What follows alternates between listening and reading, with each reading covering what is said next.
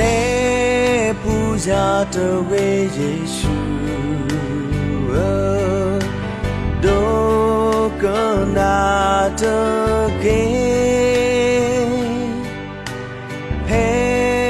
na blue ba pwa aga do le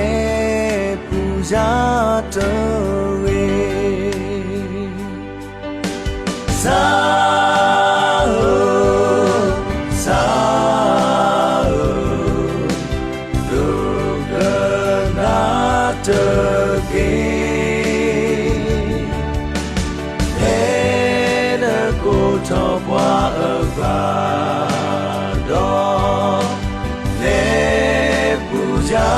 to